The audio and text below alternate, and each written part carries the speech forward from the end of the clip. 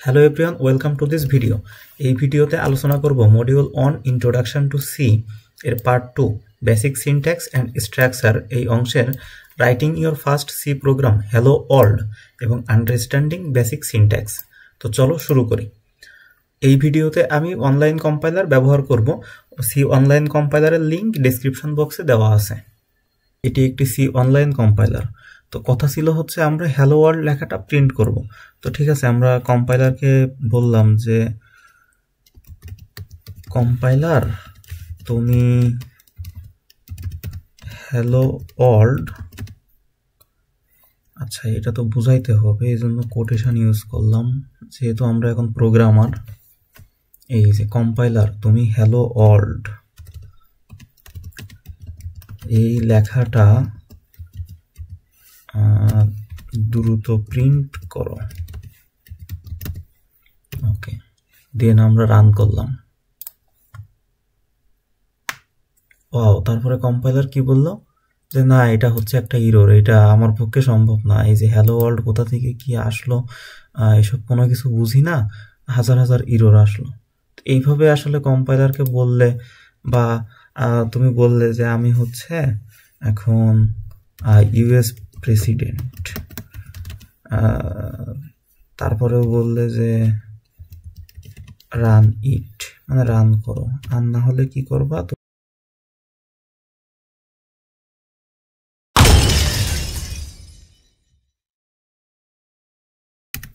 একটা থ্রেড দিলাম, দেখি রান করে কিনা। তোমাকে আর একটা এরর দিয়ে উড়াই দিল। কম্পাইলার আসলে এভাবে কথা শুনবে না।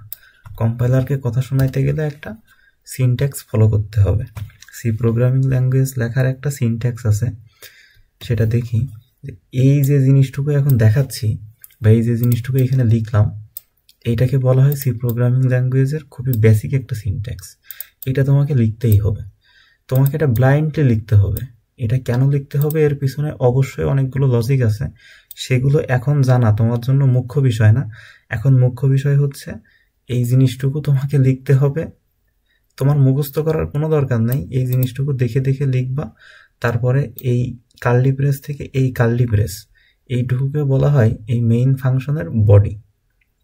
এই বডির ভিতরে তুমি নির্দিষ্ট নিয়ম মেনে, নির্দিষ্ট ফাংশন বা ফাংশন লেখার যে নিয়ম থাকবে সেই নিয়ম মেনে তুমি যদি লেখো হ্যালো ওয়ার্ল্ড, তখন দেখবা কোনো থ্রেড ছাড়াই তোমার কম্পাইলার আউটপুট হিসাবে হ্যালো ওয়ার্ল্ড লেখাটি দেখাচ্ছে। তো খুব সিম্পল হিসাব যে আমরা কেন সিনট্যাক্স লিখব। ধরো একটা ছেলের বয়স 20 বছর এবং তার নাম রহিম। তো সে চিন্তা করতেছে যে আমার নাম কেন রহিম, আমার নাম তো করিম হইতে পারত। তো ঠিক আছে, আমি রহিম নাম অনেক খোঁজাখুঁজি করলো, কিন্তু শেষে উত্তর পাইলো কি যে ছোটবেলায় আব্বা নাম রাখছে রহিম, তাই আমার নাম রহিম।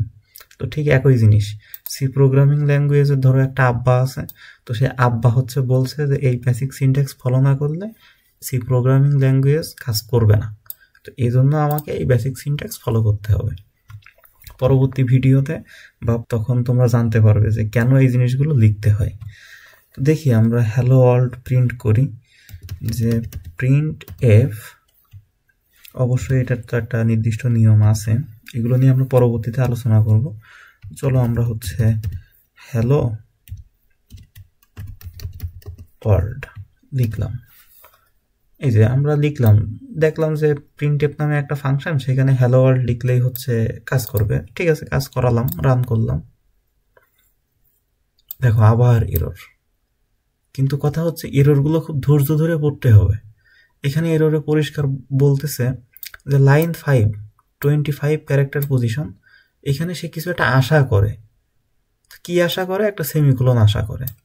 তো এইখানে দেখো পরে যে এই লেখাটুকু পড়তে পারে না বা যে ইংরেজি পারে না, তার জন্য একটা জিনিস এখানে বলতেছে এই সেমিকোলন অ্যারো দিয়ে দেখাচ্ছে উপরে পাঠাই দাও। তো দিলাম আমি উপরে পাঠাই, কিন্তু একটা জিনিস মাথায় রাখতে হবে, আউটপুট সেকশনে তুমি উপরে পাঠাও বা নিচে পাঠাও বা এডিট করো, কোনোটাই কাজ করবে না।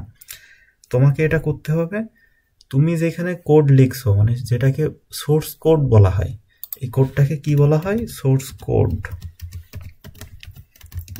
Source code. তো এই সোর্স কোডে এসে ঠিক তোমাকে এই পজিশনে এই সেমিকোলনটাকে পাঠিয়ে দিতে হবে। ঠিক আছে, আমরা পাঠাই দিলাম সেমিকোলনটাকে। দেখি কাজ করে কিনা। হ্যাঁ, সাকসেসফুলি আমাদের এই কোড কাজ করতেছে এবং আমরা 1 লাইন হ্যালো ওয়ার্ল্ড প্রিন্ট করার জন্য 8 লাইনের একটা কোড লিখলাম। প্রোগ্রামিং ল্যাঙ্গুয়েজ নাকি মানুষের জীবনটাকে সহজ করে, কিন্তু এ তো উল্টা আমাদের জীবন কঠিন করে দিল। 1 লাইনের আউটপুট আর তার সাথে হচ্ছে 7 লাইনের সোর্স কোড, 7 লাইন লেখার পরে আমরা হচ্ছে 1 লাইন পেলাম। দেখি আসলে এই জিনিসগুলো কি বা এটার ব্যাখ্যাগুলো কি, এইগুলো আজ আমি দেখাবো W3 স্কুলসের আর্টিকেল থেকে। তোমরা এই যে সি সিনট্যাক্স বা সি বেসিক সিনট্যাক্স লিখে গুগলে সার্চ দিলে অনেকগুলো আর্টিকেল পাবে। তার ভিতরে তোমার যেটা ভালো মনে হয় তুমি সেটা পড়ার চেষ্টা করো। বা আমি এখানে দেখাচ্ছি W3 স্কুল কি বলতেছে। হ্যালো ওয়ার্ল্ড লেখাটিকে প্রিন্ট করার জন্য আমাদের মতো একই ধরনের আরেকটি কোড এক্সাম্পল হিসেবে দেওয়া আছে। আমরা প্রথম লাইনে কেন #include stdio.h লিখব। stdio.h এর পূর্ণরূপ হচ্ছে standard input and output header file library. .h দ্বারা ফাইলের ধরন বোঝানো হয়। হেডার ফাইল লাইব্রেরি কি? অনেকগুলো প্রিডিফাইন্ড ফাংশন মিলে একটি হেডার ফাইল লাইব্রেরি তৈরি হয়। যেমন প্রিন্টএফ একটি প্রিডিফাইন্ড আউটপুট ফাংশন। প্রিন্টএফের কাজ হচ্ছে এর ভিতরে যে অংশটুকু লেখা থাকবে সেই লেখা অংশটুকুকে সে প্রিন্ট করবে। হ্যালো ওয়ার্ল্ড লেখাটি প্রিন্ট করার জন্য আমরা যেহেতু প্রিন্টএফ নামক একটি প্রিডিফাইন্ড ফাংশন ব্যবহার করলাম, তাই অবশ্যই আমাদের প্রোগ্রামের শুরুতে এই হেডার ফাইলটি যুক্ত করতে হবে। লাইন 2 হচ্ছে একটি ব্ল্যাঙ্ক লাইন এবং সি প্রোগ্রামিং ল্যাঙ্গুয়েজের ক্ষেত্রে কম্পাইলার যে কোনো হোয়াইট স্পেসকে ইগনোর করে। কিন্তু আমরা কেন হোয়াইট স্পেস ব্যবহার করি? আমরা হোয়াইট স্পেস ব্যবহার করি আমাদের কোডগুলোকে আরও বেশি সুন্দর এবং রিডেবল করার জন্য। ইন্ট মেইন এটি একটি ফাংশন, এটি প্রতিটি প্রোগ্রামে অবশ্যই থাকে।